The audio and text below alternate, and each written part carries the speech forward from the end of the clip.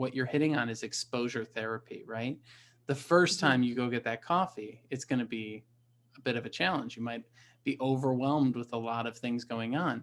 But if you set up every Tuesday, I go out for coffee, then it's going to be normal. It's going to normalize. And I think that's a really big thing that we're talking about here, which is normalizing these processes, right? The first time you network with someone, it's scary, but the 150th time, it's normal. My first podcast, terrifying. Today, normal, like these things get easier over time. And I think that it's really cool that you called that out. Are there any other areas of motherhood and being a working mom that get easier over time? Yeah, absolutely. Well, I'll start by saying another struggle of ours, and I know for me personally, this has been a big struggle because my kiddo's so young. Is I just don't feel there's enough hours in the day. Oh yeah. Time management, right? You know, like, and to the point that you were making earlier, as moms, you're trying to take care of everybody else, and then before you know it, it's the end of the day, and you just don't feel like you've had enough time to, maybe work on your job search, or, watch that webinar, or work on yourself, or just other personal things that mean a lot to you. Like, I don't know, painting your nails, right? I think over time, it just starts, by identifying maybe just 1 hour. I'm just 1 hour. This is my hour. And I am going to communicate that hour to my spouse, my partner, my kids. Don't bother me during this hour, right? And you just start with the one, and then over time you get better at that time management process, because whether it's me or the head of Starbucks, we all get 24 hours in one day. And some people, even though they have a lot going on, they're very efficient with their time, and they get a lot accomplished with their time. And I think that just comes with practicing time management over time.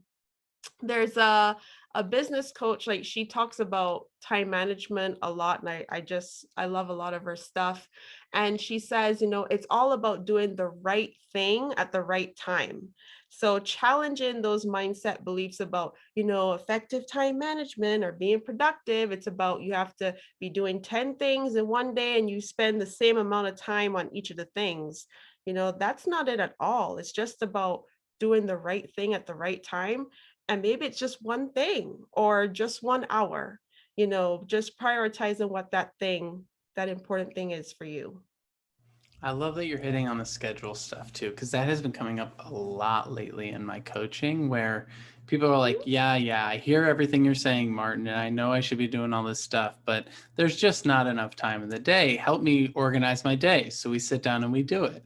And every single person, when I ask them to just write out their day, will write out their ideal day, right? I'm going to wake up at 6:30. I'm going to go to the gym for this exact amount of time. I'm going to eat from this. I'm going to cook for myself in the morning. I'm going to cook for myself at lunch. I'm going to cook for myself at dinner. I'm going to get to bed at a certain time. And I'm like, this is Wow. all, yeah, this is all well and good. I did this with someone a week and a half ago. And by the end of it, they had a 13-hour workday and like God knows what else. And I'm like, when do you sleep in here? When do you take when do you go to the bathroom? Like, and we looked at it. And so what I like to do is just get that all on paper, right? It's really good to get it all on Mhm. paper, so you have your aspirations written down. But then we got to start dealing with reality, because what I tend to see is people compare themselves to a false aspiration, or Yeah. an unattainable goal, right? If I said I'm going to have a six pack in the next 6 weeks, that's just not going to happen. So maybe I shouldn't hold myself to that standard. But to go for a walk every day, that's a possibility. So what I do is I say, here's the ideal. Now let's look at the real. And once you have the real, you can contend with it, right? And the real is, you don't have full control over when your kids are going to be making noise and waking you up in the middle of the night, or you don't have control over 100 other things that are going on. So I really appreciate you bringing up the scheduling side of things. Is there anything on the scheduling side that has helped you, whether using calendars or leaning into like other types of tools?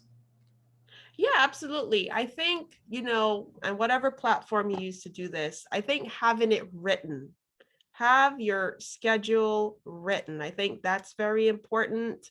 And in terms of times on your schedule where you want to work on your job search or work on something that's important to you, figure out what is your most productive time of day. For me, I ain't getting nothing done until that baby is asleep or she is done for the day and she is wiped out, right? So for some people, maybe they're most productive at night. So there's certain important things that you've prioritized that you're going to work at night. Some people, they can do the wake up. I'm going to wake up at 5 a.m. before everybody else, and I'm going to put in a good 2 hours of work. I'm not that person personally, but guess what, Martin? There is someone who is that person. Okay. So I think figuring out, what times of day you're productive, writing out a schedule that's realistic, having it written and put up on the wall is very, very important. And then what I do personally with my schedule, I write an agenda like, okay, I got these 2 hours free. Let me write an agenda on what I can do in these 2 hours. And like you said, just be realistic with it.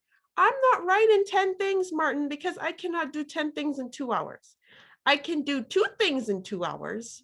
And maybe if I can do a third in the last 15 minutes, then hip, hip, hooray. But I'm going to be realistic. If anything, maybe, with your agenda, kind of start small. And then if you can fit something else in there, you can do it. Kind of like in business, like where you over deliver, Under like you, promise and over deliver. Yeah. yes, under promise and over deliver with your schedule, if anything else. But if you can't, that's okay.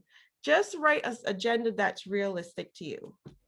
Yeah. And I think to add on to that, also write down the things you do accomplish. I think so often I'll be talking to people and they'll be like, I got nothing done today. I'm like, all right, walk me through it hour by hour. Oh, wait a second. No, now that I'm looking at it, I got a few things done today, right? We don't even remember. Like we're always focused on what we're not doing versus what we've done. And Mm-hmm. just to take that calendar example and expand it into the to-do list, if you need to in the morning, if you need to make the 30-line to-do list just to get it out of your head and onto a piece of paper, go for it. But then put that to the side and make your ideal to-do list and then make your real to-do list. And the real one should have like max 3 things, I think. Like that's just Yeah. reality. When it comes to getting that hour, I want to come back around to that idea. I always get the pushback on it of, yeah, I know that, but, right? And there's any number of things that are behind the but, right? But I think that this plays into a skill. It is a skill that is really hard to develop, which is boundary setting. Um, I think people have difficulty with this in all aspects of life, but especially with their careers, especially working remote. The boundary between when you start work and when you end work is very fluid these days. The boundary between when you're on and when you're off is very fluid. We got people working until they just drift to sleep and then waking up with their phone in their hands, right? So how have you approached setting boundaries, both just in your career generally and as a mother? What have been the approaches you've taken, and then what has been the pushback? I think that that's a really interesting one. Have you had to learn how to negotiate and things like that through the process? For me personally, I'm still a work on process with the boundaries because I think you're right.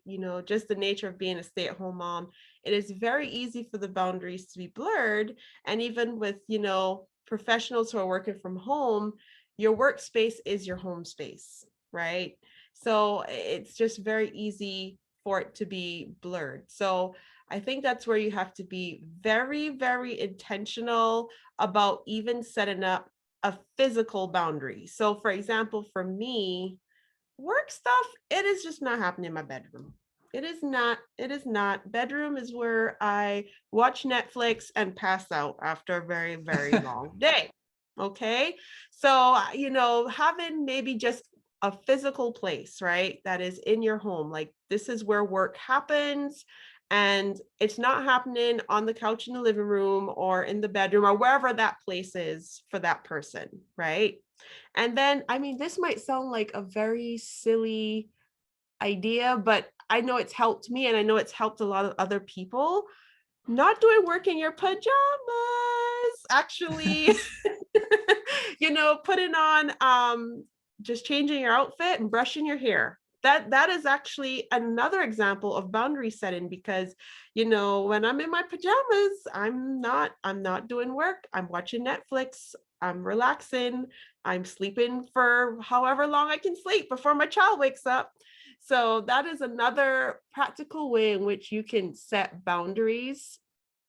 I think in terms of the other part of your question, which was the pushback on boundaries, is sometimes when people have very easy access to you, you know, they will ask you to do things outside of the hour, or outside of whatever your ideal time is. So for example, with work people, you're working from home. Well, it's 7 p.m. and your boss might send you an email like, and it's so easy to reach you because they can just email you and you get it in like 5 seconds because that's how the internet works.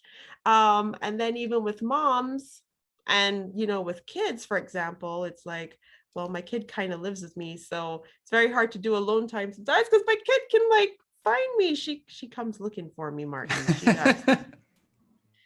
She does. So I think that's another area where you really have to be intentional when it would be very easy to access you, just being, extra intentional about it. Like whether it's taking the phone off, having a conversation with dad or with your child if they're old enough to understand. Mommy's busy from this time to this time. If you need something, you need to talk to dad or grandma or whoever that person is. So, I mean, being home, it's very easy for the boundaries to be blurred. You just have to be very intentional with actions, consistent actions. So yeah. Yeah, and if you're going to set a boundary, you have to hold yourself to it, right? Because if you show that Yeah. you'll break the boundary, people will, even kids, they latch on, right? They know, oh, well, Yep. that's not a real boundary, so I'm going to break that every day, right? So that's really great advice.